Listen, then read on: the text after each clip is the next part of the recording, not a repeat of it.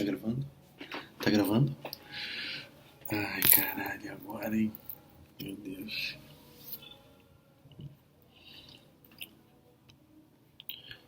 Bom dia, boa tarde, boa noite.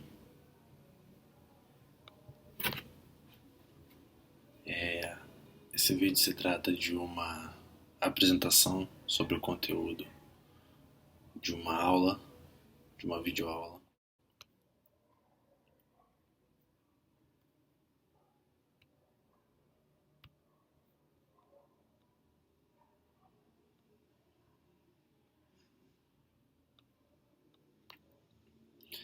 Bom dia, boa tarde, boa noite. Esse vídeo é sobre uma aula, mais precisamente um mini curso chamado Cultura Visual em Instagram. Realizado através do edital Cultura Presente nas Redes 2 da Secretaria de Cultura do Estado do Rio de Janeiro. Antes, à guisa de resumo, vou ler o projeto proposto. A proposta aqui apresentada é um esforço de uma reflexão e elaboração coletiva acerca do tema arte e imagem no cotidiano das redes sociais, uma discussão sobre a ordem do dia das redes que nos ensinam, informam e desinformam a todo momento. O que nos afeta, o que nos interpela de diversas maneiras. A proposta está pautada pelo universo de interesse dos estudos da cultura visual, que abrange a experiência com objetivos e ações de imagens visuais agregada ou não às sonoras, cujos aspectos formais, acadêmicos, políticos, quando adequadamente explorados e compreendidos, oferecem saberes e incentivo à fruição estética do mundo sobre a segurança da autonomia do indivíduo, entendida também como ferramenta de defesa aos assédios das imagens do mundo contemporâneo. O mundo das representações não tem mais limites de bem definido em relação à política, se confunde as realidades e os resultados desse processo. É a estetização de todos os domínios da vida.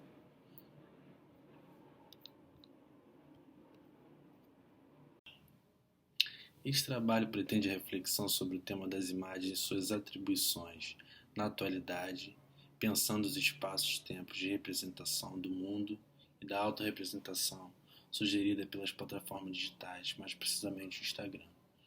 Para isso, é lançada a mão sobre a teoria das imagens relacionadas com a disciplina de artes e suas aplicações no contexto da educação, o debruçamento, a reflexão que busque atribuições potencialmente contundentes diante da profusão das representações imagéticas pictóricas no espaço-tempo aparentemente visual.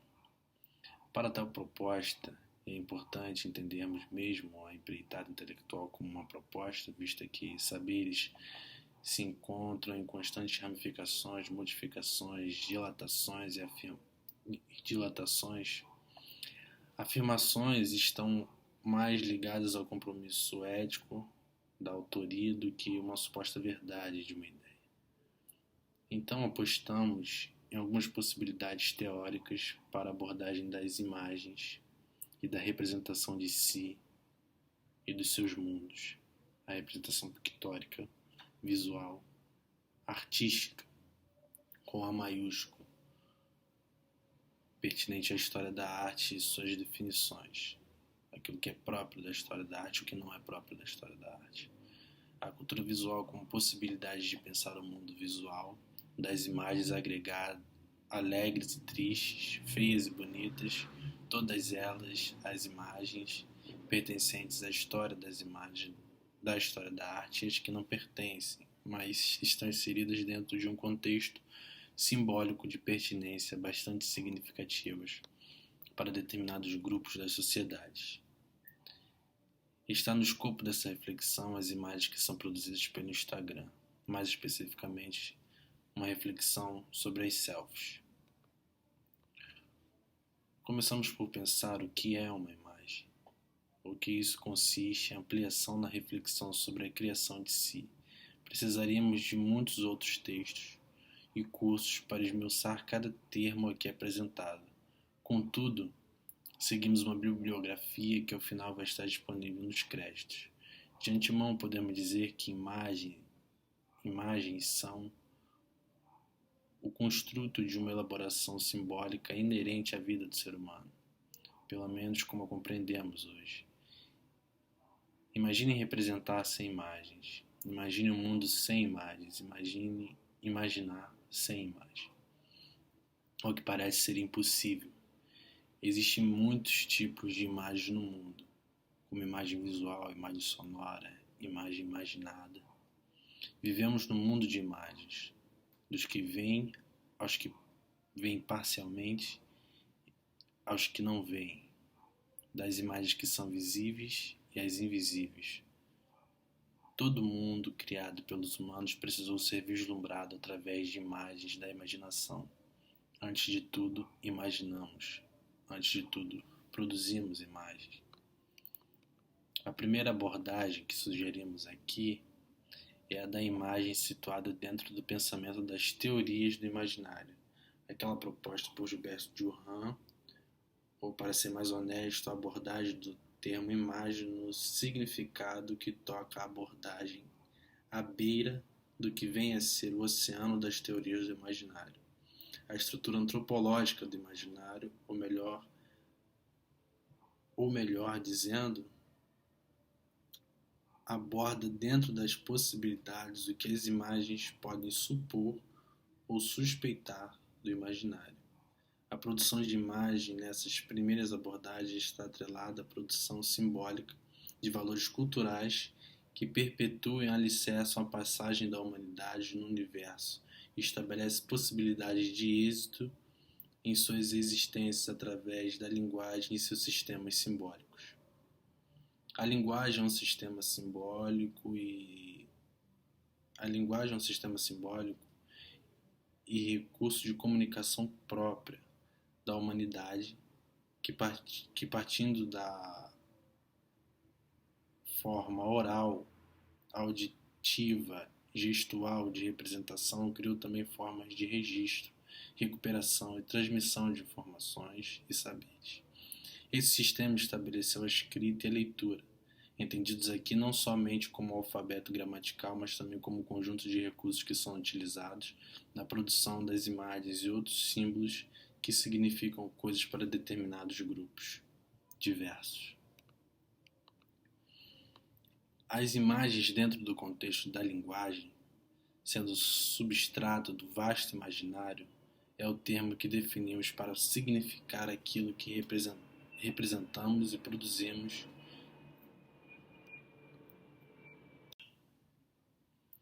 enquanto humanidade, pensando a imagem como esforço supostamente material daquilo que é o imaginário e o que o retroalimenta, a imaginação coletiva, como conjunto das imagens e relações dessas imagens constituintes do capital pensador da humanidade, aparecendo como grande denominador fundamental onde se encontram todas as criações do pensamento humano. A imagem registrada em alguns suportes de linguagem artística, seja a imagem que se forma em nossa imaginação e será coletada com outros conjuntos de imagens do nosso próprio imaginário, a imagem que possui o atributo básico de mobilizar nossos afetos, memórias, percepções, nos exigindo formas de acompanhar seu movimento.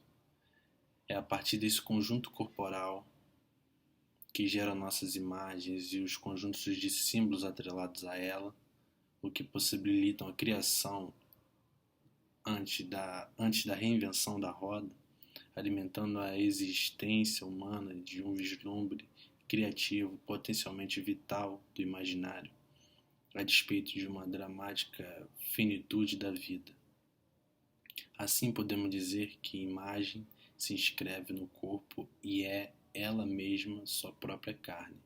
Poderíamos dizer radicalmente que somos humanos e produzimos imagens. Ao contrário do cogito ergo sum de Descartes, estamos impregnados de sentidos, mas além e a quem os sentidos não são apreensíveis completamente. Sentimos e pensamos simultaneamente e não sempre sistematicamente. Ou ainda, citando o texto Aproximações ao Imaginário, trata-se deste logos que se pronuncia silenciosamente em cada coisa sensível, enquanto ela varia à volta de certos tipos de mensagem, de que só podemos ter ideia através de nossa participação carnal no seu sentido, esposando com o corpo a sua maneira de significar, ou deste logos proferido, cuja estrutura interna sublima a relação carnal com o mundo.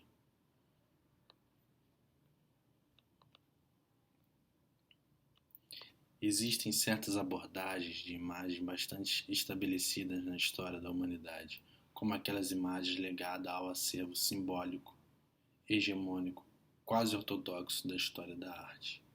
Por alguns séculos, esse sistema simbólico deu conta de fazer atribuições e sistematizações de imagens de um contexto tão específico e de outros nem tão específicos, como, por exemplo, as pinturas rupestres e o que se convencionou chamar de arte renascentista.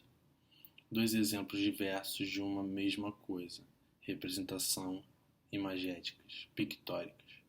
Foi legado à história da arte a reflexão sobre essas representações, com todas as necessárias ressalvas que se deva fazer a essa abordagem estruturada. Passamos a associar a história do sistema simbólico de representação das imagens ao legado das imagens pertinentes ao que consideram da história da arte. E este termo difuso e confuso, completamente escorregadio e de multissignificados, né? A arte. Dentro do pensamento estabelecido sobre tais imagens e representações, podemos estabelecer paralelos entre uma coisa e outra, redefinindo-nos a história das primeiras imagens, que não são imagens datadas como primeiras, mas são imagens mais remotas de que temos notícia. As imagens reproduzidas nas cavernas remonta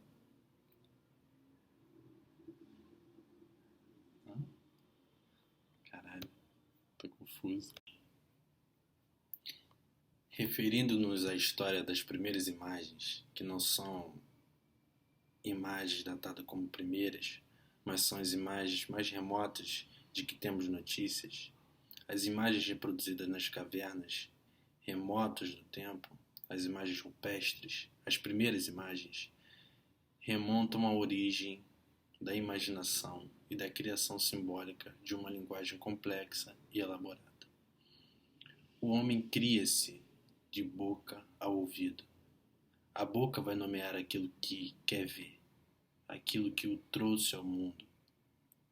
A imagem é o solo natal da palavra. Mondzan, 2015, página 57. E depois o mundo simbólico se instaura de tal maneira que, para apresentar-se, o humano representa. É através de uma reflexão em direção ao mundo imaginário das ideias que o homem cria e faz-se, seguindo através de uma rede simbólica de imagens já estabelecidas. Ele reproduz e refaz mimeticamente, pedagogicamente. O homem copia.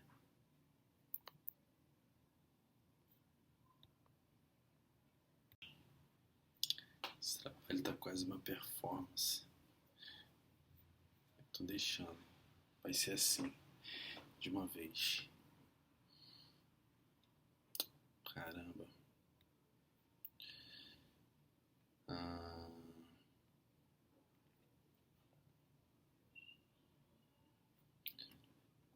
Bem, dentro do proposto, né, é importante pensar numa linha cronológica do que a gente está querendo dizer aqui. As imagens e a representação, né, andam juntas com o próprio desenvolvimento humano, né?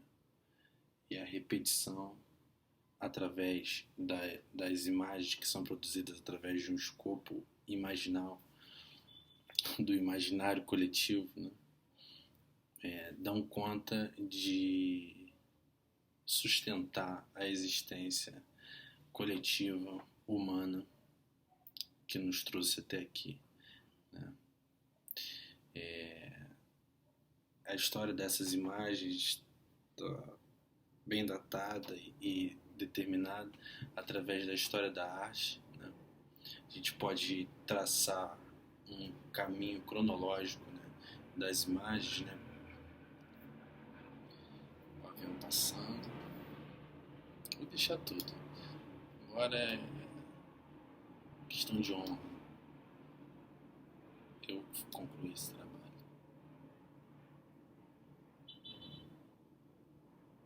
A gente pode traçar uma história cronológica, né, das imagens através da história estabelecida pelos historiadores da arte, né, que põe o nível de evolução, talvez, né, de uma perspectiva moderna, né, põe as representações das cavernas, né, como as primeiras imagens, e logo depois vão passando pelas imagens produzidas no mundo antes de Cristo, né? Pensando numa maneira melhor de dizer isso, mas as culturas egípcias, né, minoicas, gregas, romanas, né, estabelecendo até um parâmetro clássico, né, entre essas duas últimas, né, de gregas e romana. Depois traçam o arco histórico, né, das imagens através e estabelecem o arco histórico através do arco histórico da história, né, como a entendemos, né, como evolução ou desevolução da humanidade, relacionando o capitalismo e o mundo antigo, o mundo moderno, né? Bem, mas estou dizendo isso tudo para dizer que existem outras maneiras de ver essa história das imagens e relacionar as imagens que não estão na história das imagens via história da arte, né? Que é a cultura visual, né?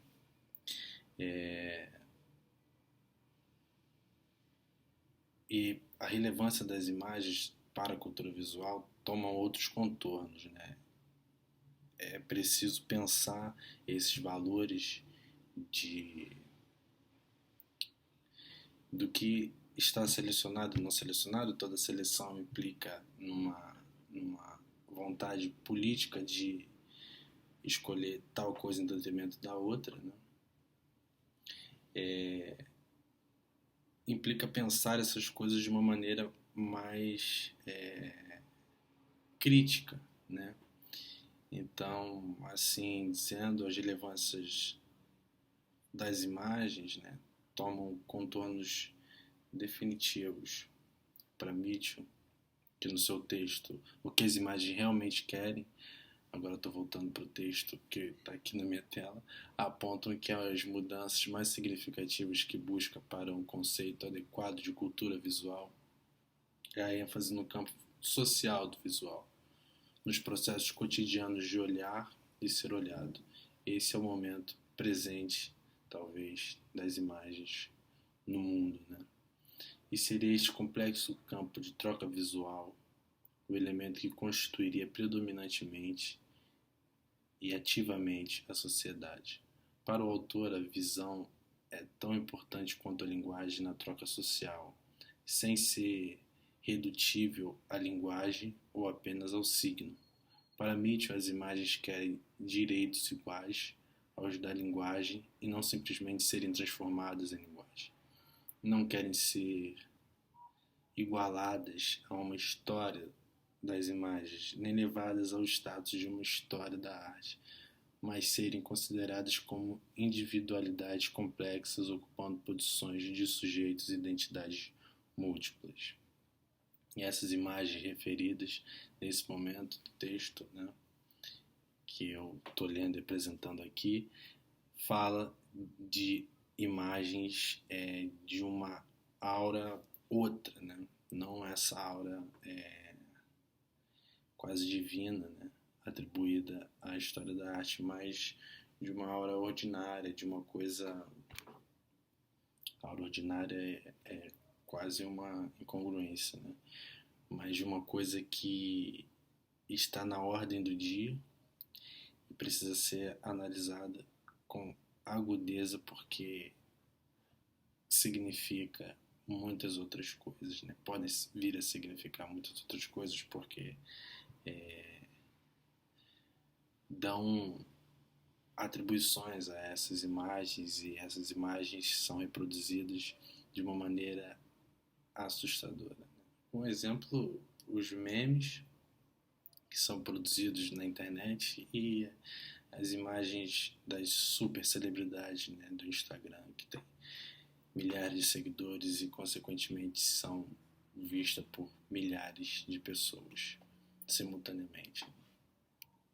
É nesse complexo contexto de mundo contemporâneo, desta relevância das imagens, além dos significados e postulados das imagens sobre humanidade, que a juventude do futuro se forma e se produz e se consome. Daí a importância de pensar essas imagens que não têm aura, né? Que essas imagens que são ordinárias e que estão no centro das questões da atualidade, né? Se antes era preciso habitar a cidade para viver a experiência em seu sentido pleno, hoje é possível vivenciar a cidade de uma outra maneira, uma outra cidade, sem nome fixo e sem localização, graças ao encontro da virtualização das experiências com a produção sígnica e imagética em grande volume, grau, plano, intensidade nunca antes experimentados. Considerar esse contexto e não mais os de antes implica reavaliar paradigmas e as definições estabelecidas e consolidadas. A pertinência da reflexão proposta aqui está em ponderar esses conceitos, esses problemas, esses termos que a gente está trazendo aqui dentro de um contexto prático, né? E para isso a gente lança a mão de uma reflexão sobre o Instagram. Poderia ser uma outra plataforma, poderia ser o Facebook, Twitter, mas o Instagram a gente escolhe porque é uma plataforma própria da imagem, né? Foi produzida, foi elaborada para ser uma rede social de imagens, né? Para imagens, e tem alcançado êxitos muito significativos dentro do seu propósito, né? É uma empresa que foi vendida por $1 bilhão, né? E comprada pelo Facebook, né? O Instagram é uma plataforma criada em sua essência com base na representação efêmera, né? Foi formada, se a gente for pensar numa etimologia, né, do nome Instagram, poderíamos remeter o Insta a instante, né? E gram a telegram. E a logo do Instagram, né, pelo menos a primeira, hoje está bastante diferente, porque precisa as coisas no momento atual, né, da produção de mercado, precisa estar sempre atualizado, né, e tal, para atender a diversas demandas, né? E a logo original era a representação de uma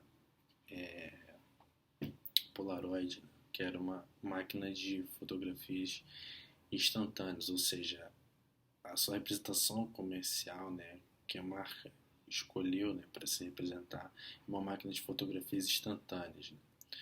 O Instagram, como uma plataforma digital, funciona como um provedor que ajuda a codificar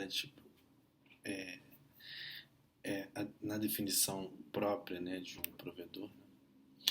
E o Instagram cumpre essa função dentro do propósito dele, né, que é ser uma rede social de imagens, né? Ele produz diversas imagens de toda sorte dentro de um aparato, de um desejo dos seus usuários e dos seus donos, né, que estão interessados em vender produtos para quem deseja comprar, né, uma venda segmentada, né, de acordo com os interesses das pessoas.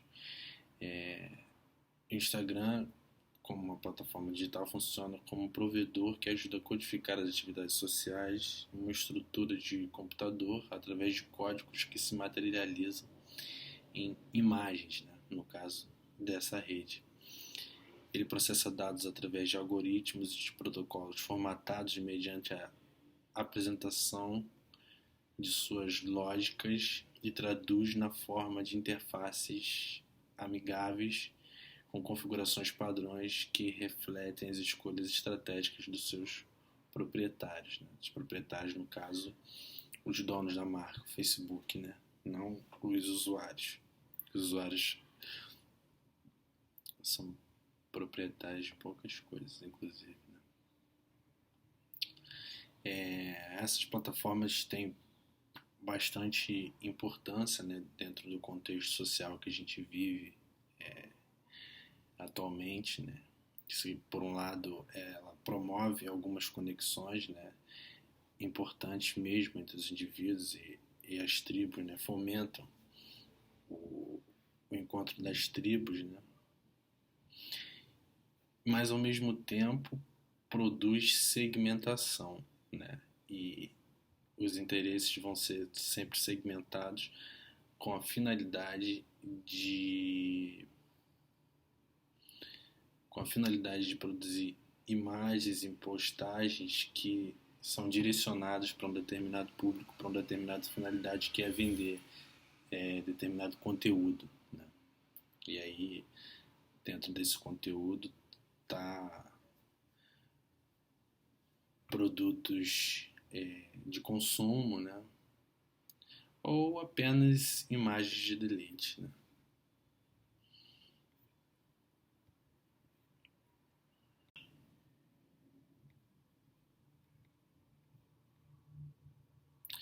Bem, e essas implicações, né, da segmentação e do direcionamento implica e da produção de imagens, de todas as imagens, implica numa reflexão pedagógica diante do que está posto, né? Na cidade tudo, que é também a cidade da imagem, a relação humana, tão dependente da imagem quanto os primeiros homens, né, os homens sapiens, dos primeiros homens sapiens, né, melhor dizendo. Christopher Wolff afirma que na atualidade tudo tende a se tornar imagem, né? Os corpos opacos se transformam e perdem a sua opacidade, se transformam para se tornar algo fugaz, e os processos de abstração desembocam em imagens e signos o tempo todo. Nesta cidade tudo, convém não apartar o que está posto. As imagens, todas elas fazem parte do mundo da educação e do mundo como ele é. Tanto as imagens outorgadas por uma história e as imagens ordinárias do cotidiano, uma vez que o mundo dessas imagens é o mesmo mundo de todas as escolas, de contexto social, né? A empreitada pedagógica da vez, portanto, mais uma vez, consiste em olhar para o que está posto, ao contrário de reinventar a roda. O mundo das representações não tem mais um limite bem definido em relação à política. Se confunde as realidades e o resultado deste processo é a estetização de todos os domínios da vida, através de representações diversas. Convenhamos, é o que se dá ao lidarmos com as reais condições. Menos moralizante, educar significa, portanto, trabalhar as representações no seu interior, do educador e do educando, em trocas simbólicas e afetivas. Não traduziremos certamente imagens e palavras, mas as consideramos na condução e acontecimento da experiência a nos levar ao conteúdo genuíno e fundamental da empreitada pedagógica, que é a ética, mais uma vez aqui apontada.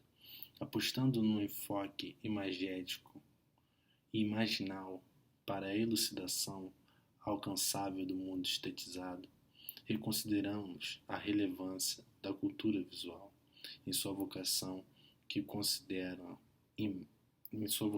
considerar as imagens, todas as imagens da cultura em suas redes contextuais sociais, imaginárias e políticas. Portanto, o recurso às contribuições dos estudos culturais parece ser a alternativa para o sucesso do ensino que busca a permanente atualização frente às juventudes ávidas e inteligentes que ensinam aos que vão ensiná-los a aceitar as imagens e abordá-las com esforço de um tratamento sincero, onde e quando as certas profissões assumem suas precariedades, o deslumbramento da juventude contagia o corpo imaginário e reverbera na profissão que nasce frente à dúvida, ou na vocação que nasce em frente à dúvida. O deslumbramento e demais efeitos da experiência fabulosa estética que oferece os corpos que estão em constante aprendizado dentro desse contexto das imagens, incluindo as autônomas e autoimagens, que dentre tantas outras e dentre tantas coisas podem nada querer dizer ou significar.